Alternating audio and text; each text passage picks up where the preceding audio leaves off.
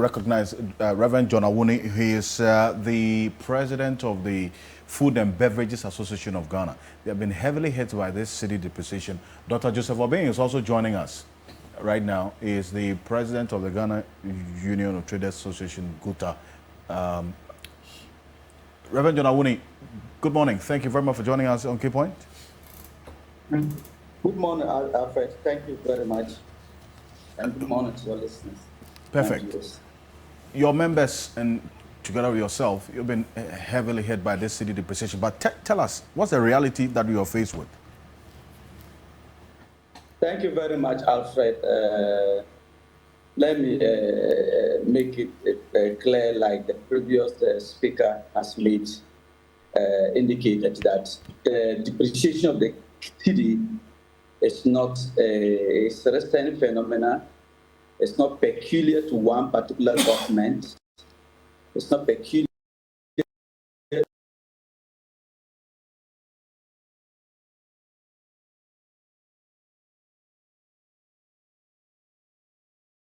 to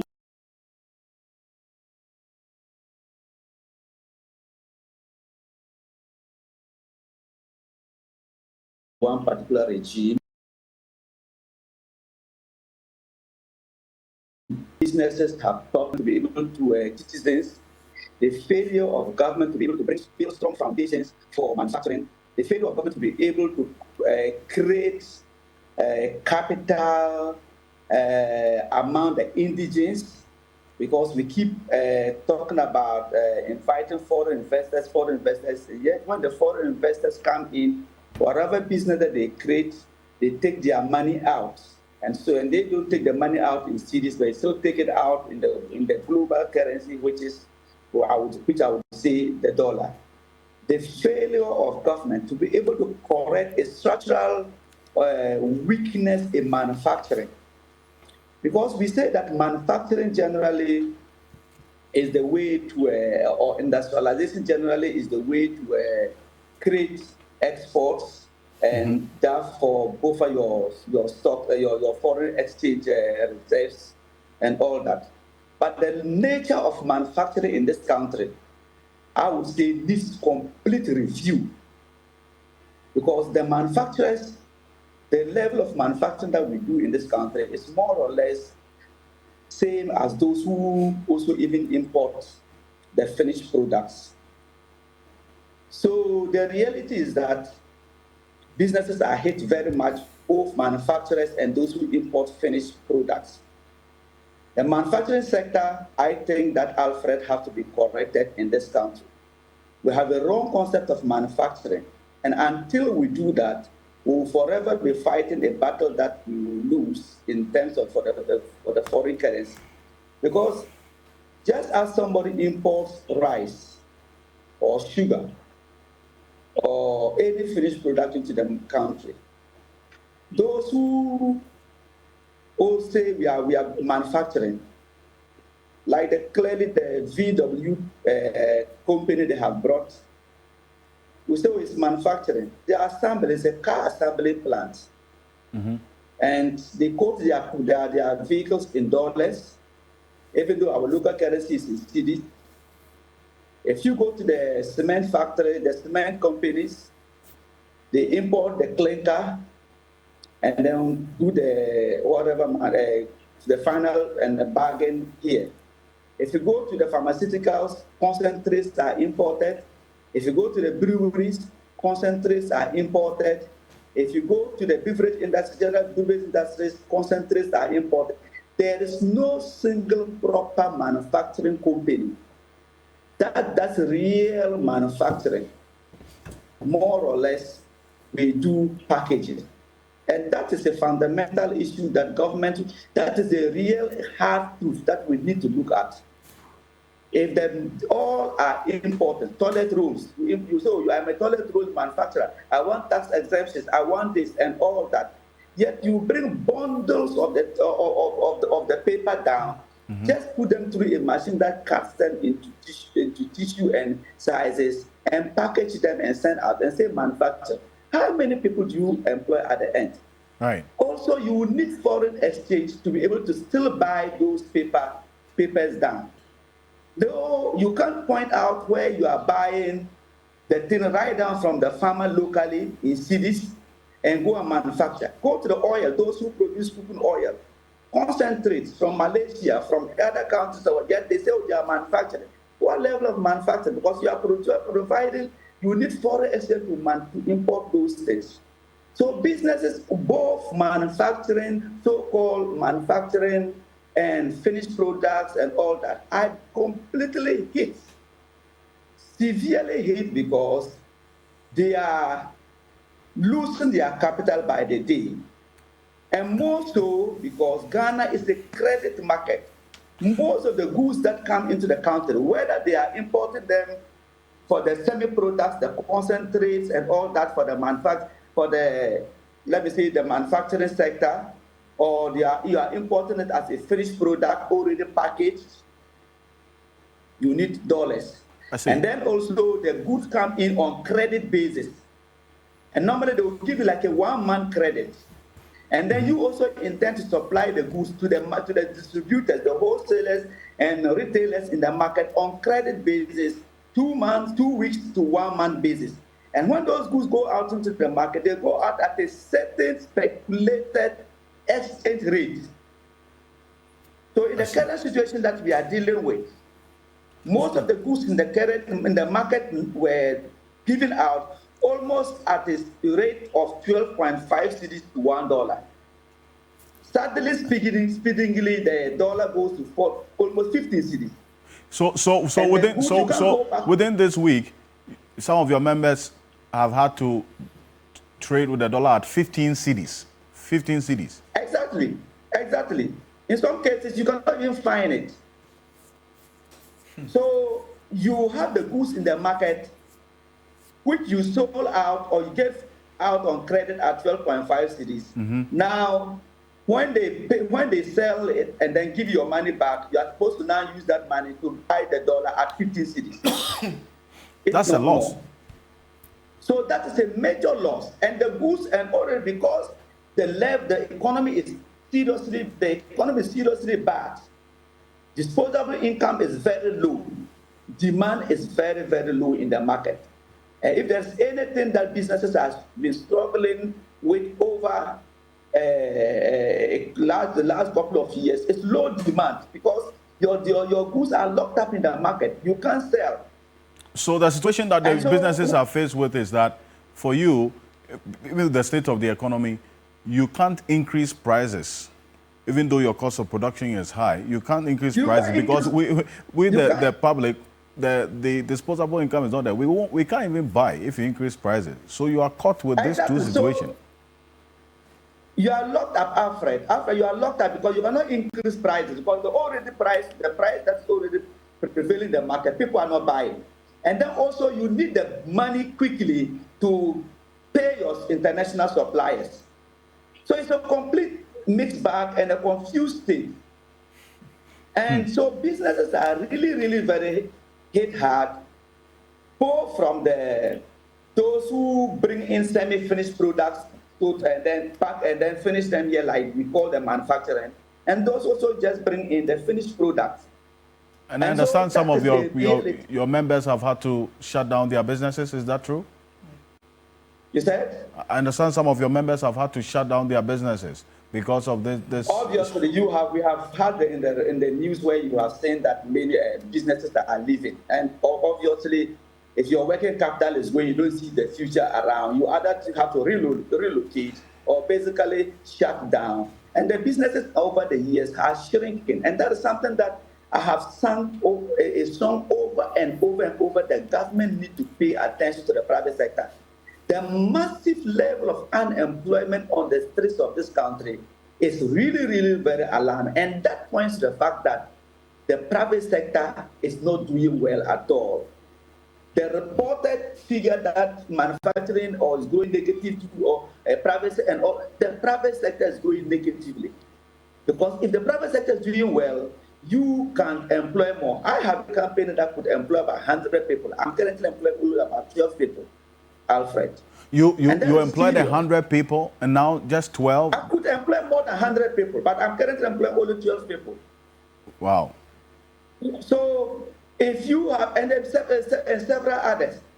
And so what businesses are currently looking at now is to cut down overheads. And the cutting down overheads is to lay staff off and then all that. And also, you cannot even increase the staff salaries.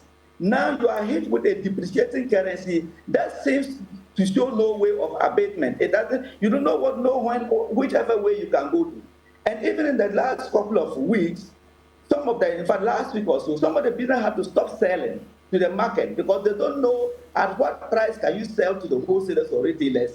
Because you could make a mistake. Either when you overprice it, the goods will never, Right. you will never sell. And when you also underprice it, you will never get the same quantity of goods that you are expecting to get. So it is a very unfortunate situation. I But see. having said that, Alfred, I think that, like I said in my opening remarks, that the depreciating currency is a national issue. Okay. And as a result of frustration, in a couple of years back, I said, well, the mindset that Ghanaians have had, it appears that we love foreign currency than the local currency. And I would disagree with the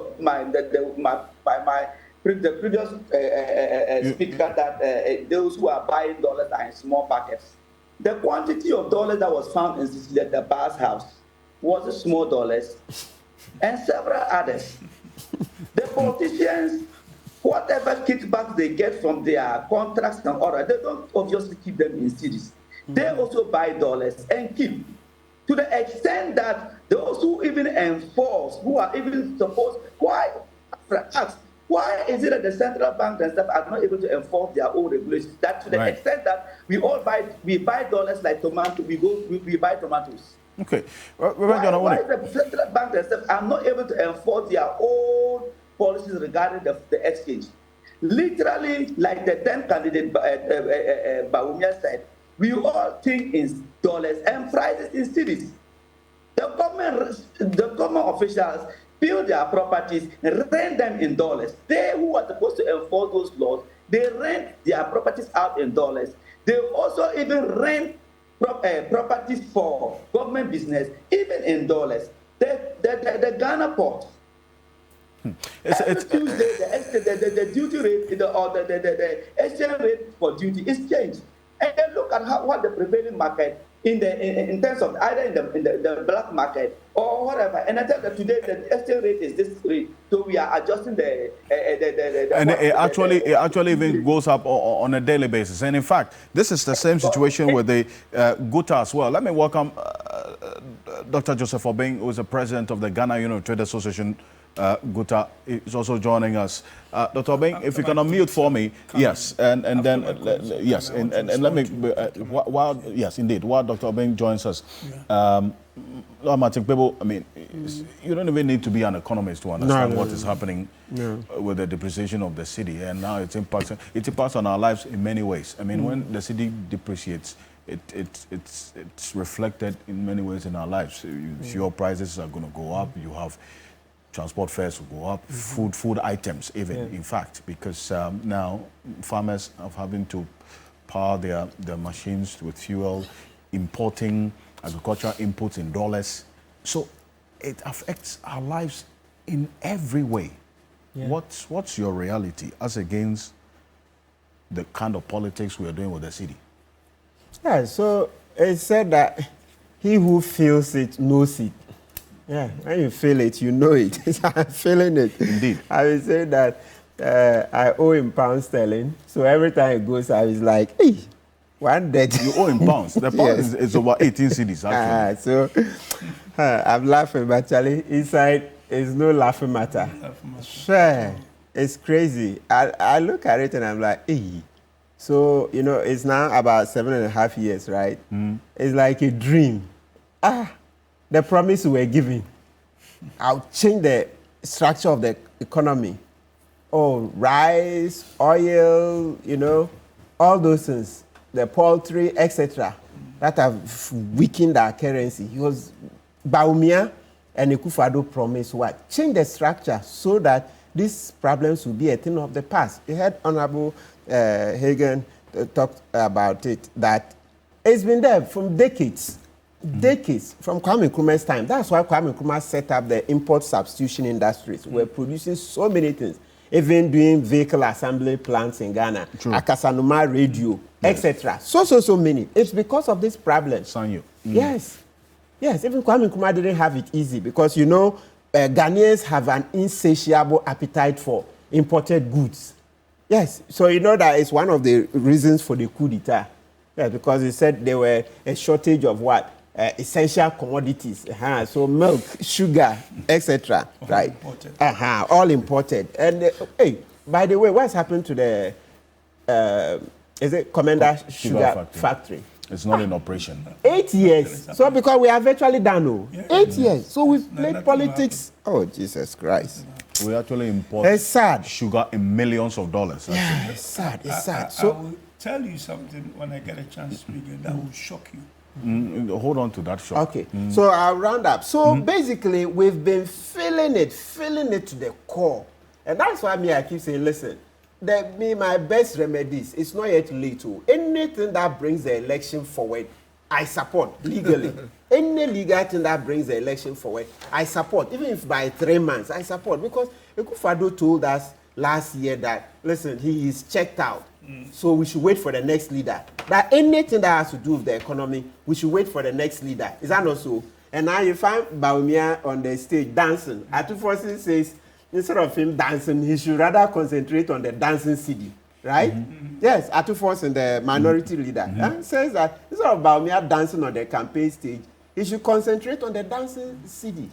So anything that brings December election forward, I support. And I always say that the answer is in Article 60, Clause 13, where it says that is what? if the president and the vice resign, the speaker takes over for only 3 months.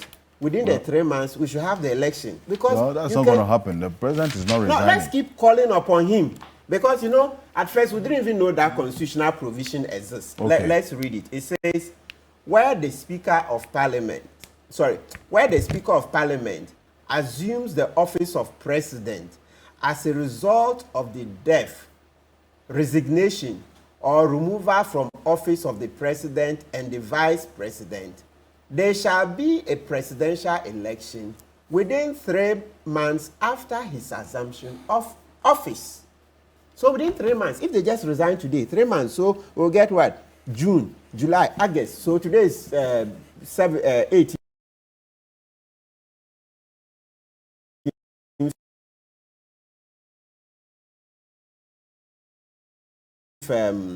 May, right? Yes. So 18th, between latest by 18th August, we'll have the election. Let's do that so that we can kick new energy, new ideas, vibrancy into the economy. I don't think I'm going to but let me bring in Dr. Joseph Obeng. I mean, he's the president of Buta. You issued a statement this week about how this depreciating city is impacting on your members. But really, tell us, how are you coping? Yeah. You know, depreciation is simply a loss of capital.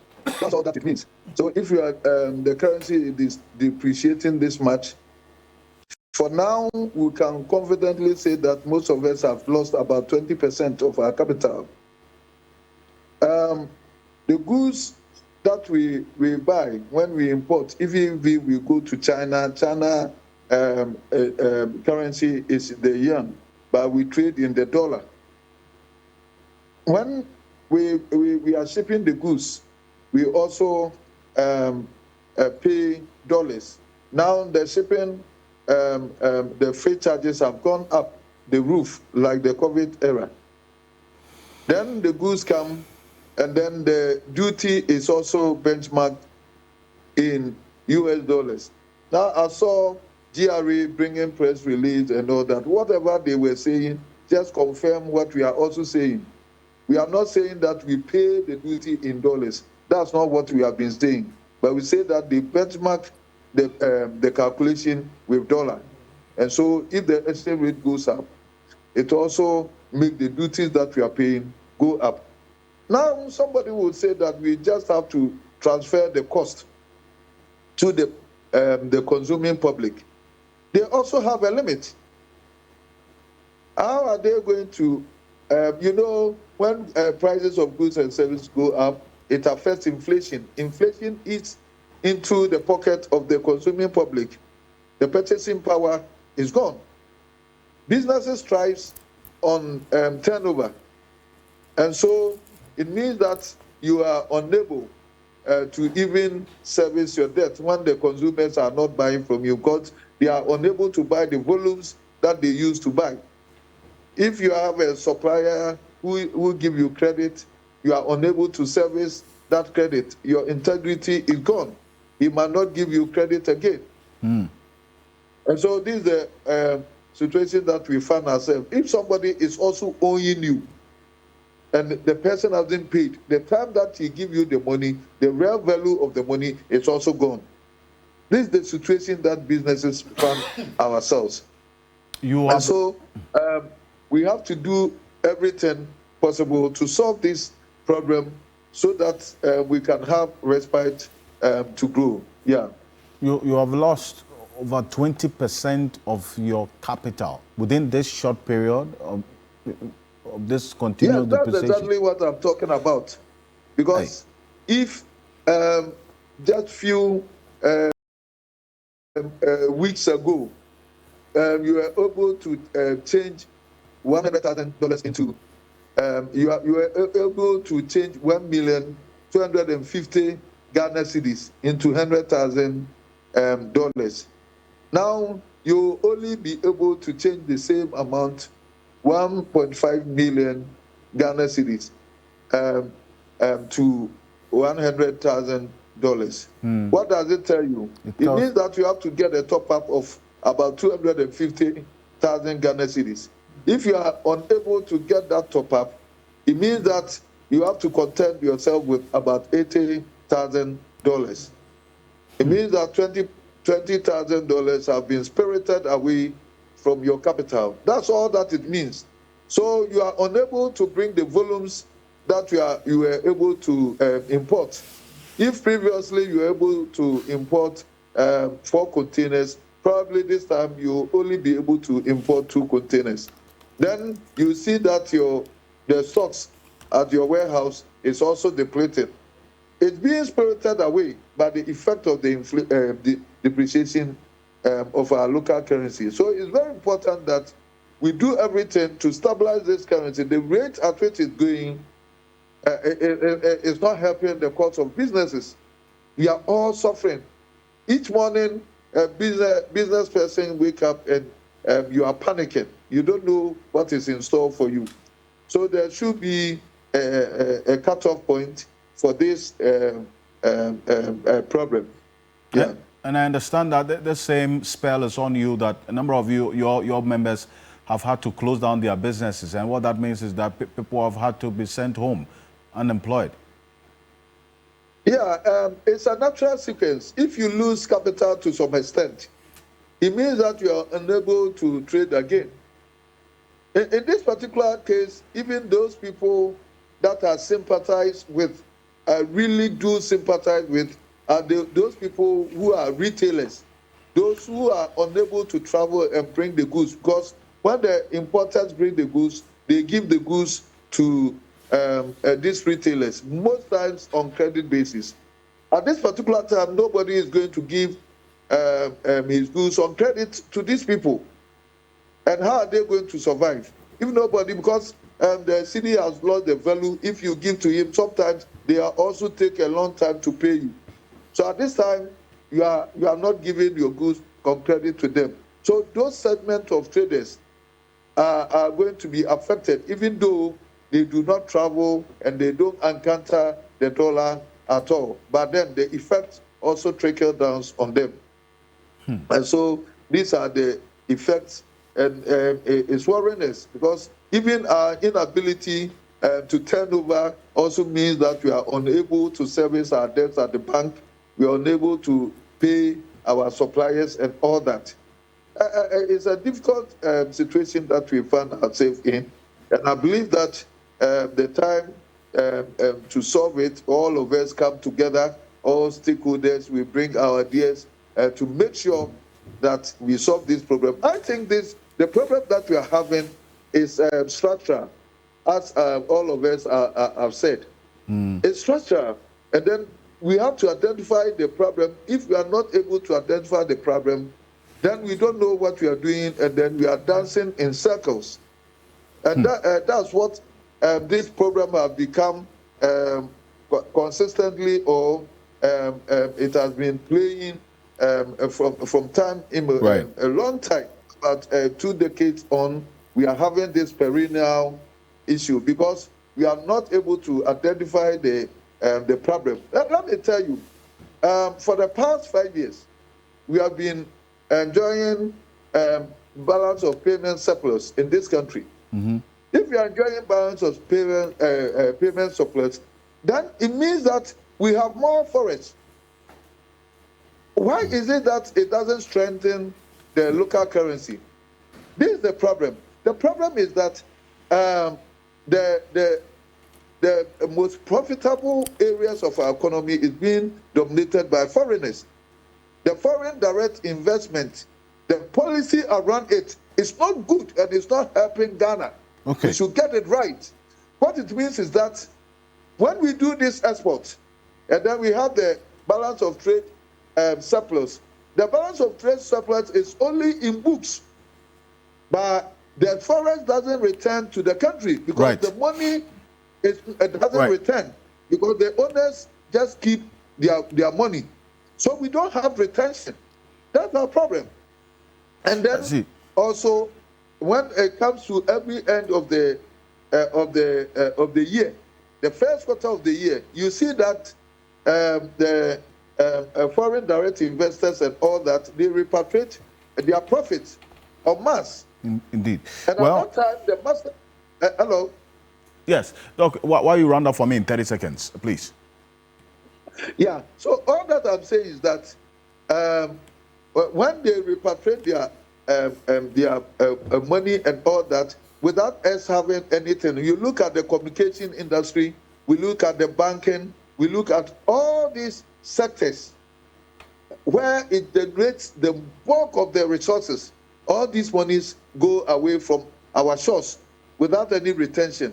And that's a major problem. When you talk about excessive importation, we know where the problem is. Okay. Of course, the problem that we are facing, excessive importation is also part of it. But then we know where the problem is. The locals import only about 20% only. So we should have, we should use the investment laws to contain this excessive importation. Thank you. And then we'll be able to solve the problem. This is the problem. This is the reality. I mean, look at what businesses are going through. I mean, you're having to add 250,000 cedis to an amount within a week if you want $100,000 that you're able to get, say, with 1.2 million cedis. Now, within just 1 week, you have to look for additional 250 to 300,000 cedis to get the same amount. How? I bet. It's a very sad situation we have. And for me, reference to the gadget economy was the fact that we were exporting raw material to feed European industry. If we have a good understanding of that, we need to reverse it so that our raw materials will find value addition in our economy and indeed access to our local market. Unfortunately, in the gadget economy, as we exported the raw, the value addition was made in Europe, and the goods returned to us, and we had to buy it. Right. So they took control of the local market, as also they had control over the extractive industry serving the industrial world in Europe.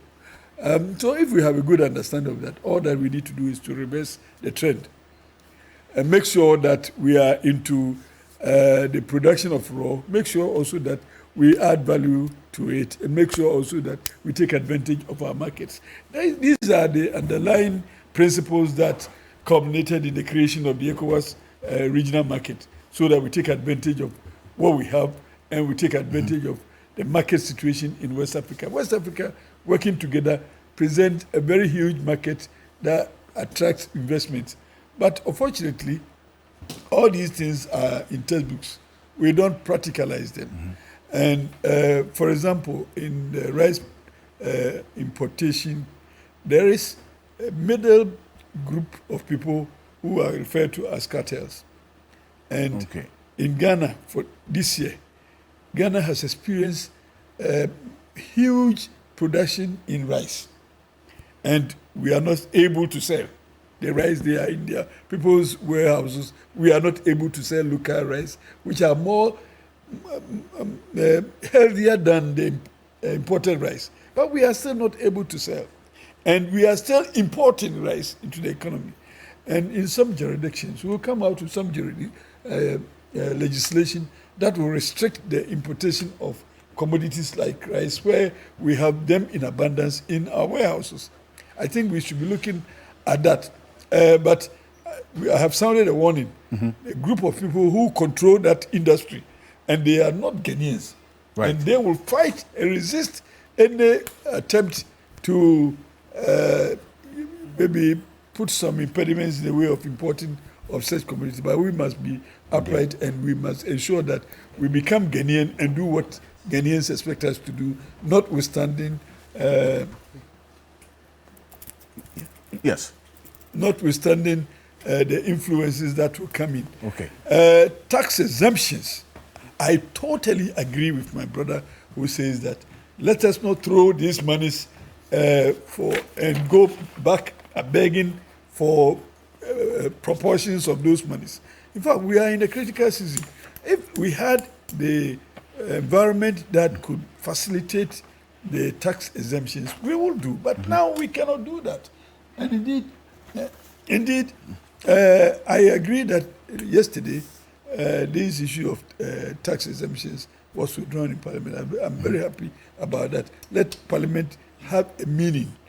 Parliament cannot only be a post office where we place anything there and it goes into the... We must interrogate anything that comes to Parliament and be right in refusing to accept some of them. Just give me a minute. Also, the ECOWAS, we try to consolidate the financial market into creating the ECO. So many years now. Okay. We haven't been able to do it. It is something that is on the table. Artificial stabilization of the currency will not be sustainable. Simple. So let us not just say the inflow of borrowed money will give us the pardon. No, it will only be temporary. Unfortunately, the benchmarking of the duties on the dollar, we must stop that. It's something we can do easily.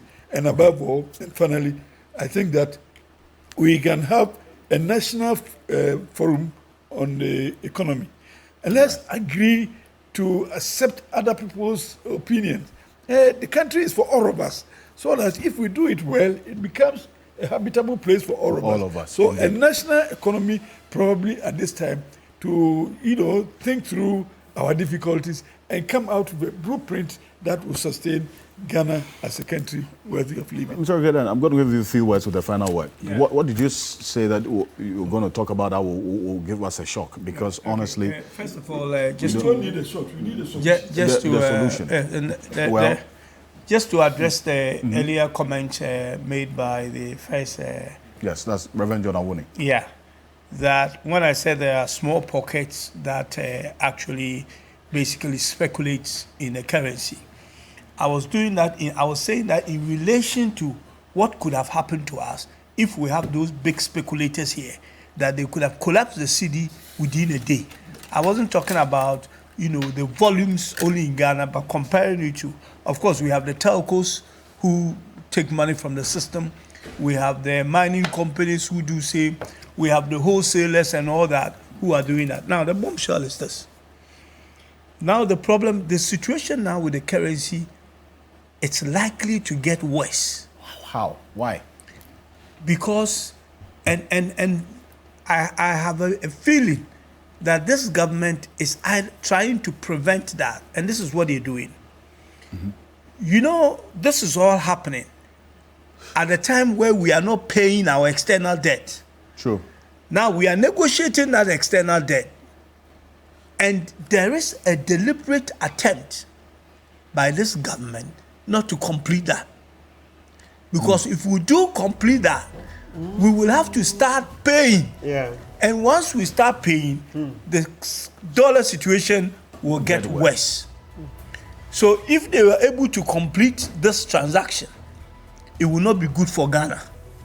In a sense that, and they will have to, because their interest, the negotiation on the table is a bad one. They are trying to get a relief of about 10 billion. And that is what they are focusing on. That's about a third of our debt. The problem of our currency now and of our economy is not about how much haircut you get, but it's actually about how much space you get within the next 3 to 5 years.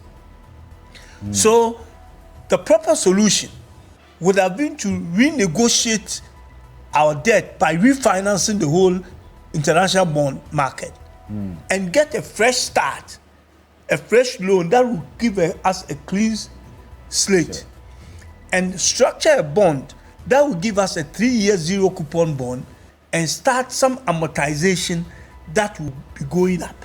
Right. What they have on the table is just, they've taken their, what is it called, the barber shop there, going to do their usual haircut, which these guys are not buying. The 30% they want to Because these are seasoned negotiators. Right.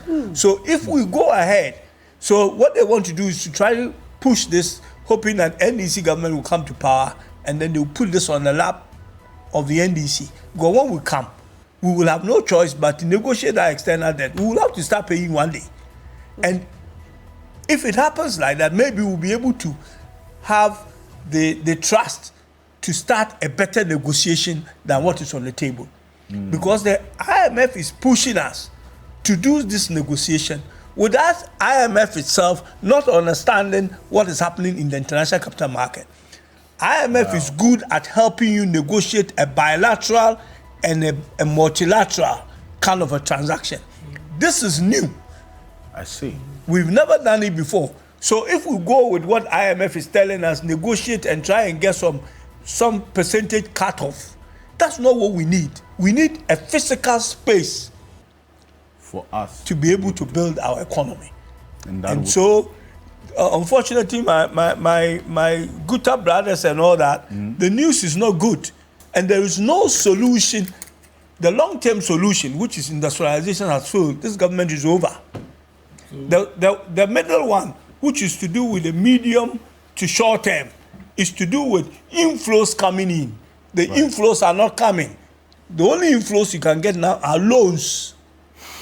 That's why 150, they have to call us from our houses to come and approve it. Otherwise, there's going to be a problem. That's a reality check. So the city is going to probably end up around 18 by the end of the year. It's certainly not the news I want to end with, but I want to say thank you. I've got to round up. And if the negotiation happens, happens and is successful, the city could go to about 2025. People's wars, the pound is already on. So, well, thank you. Thank you very much.